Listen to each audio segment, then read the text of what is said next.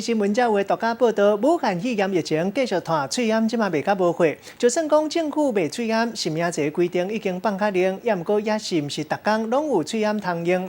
咱台视新闻的记者伫咧高雄找到一间专门做喙炎的工厂，点头讲卖喙炎毋是医疗级的，是用医疗级的激素材料来做。记者事后甲这个喙炎交予卫生局来分解检查，初步符合医疗级的效果。若煞卖包装，无标示，嘛无制作日期。 计效嘛比政府收的较悬，可能牵涉违法。今日去做喙炎的工厂，看到的是各种无同款的喙炎，不过到底倒一种才是防疫的喙炎？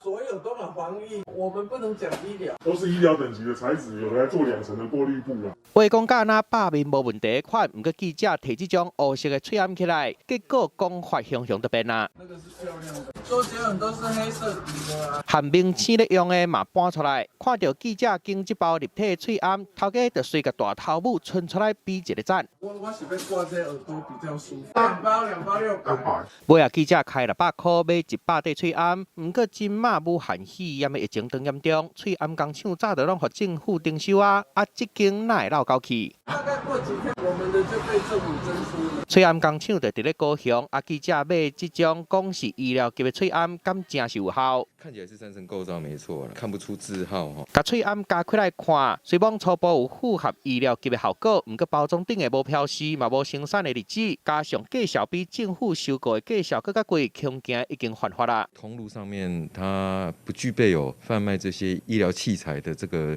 许可证号的话，得以处以3到200万的罚款，比一般公定价还高出20%，也有违反这个公平交易法第25条的嫌疑。虽讲这阵嘛喙炎的数量无遐尔啊红啊，即马大人的喙炎，嘛为1礼拜会当买2袋，增加到3袋。不过喙炎也是无一定买得到，提醒民众莫买来源无清楚的喙炎，也是去健保药局乖乖啊排队会较放心。记者综合报道。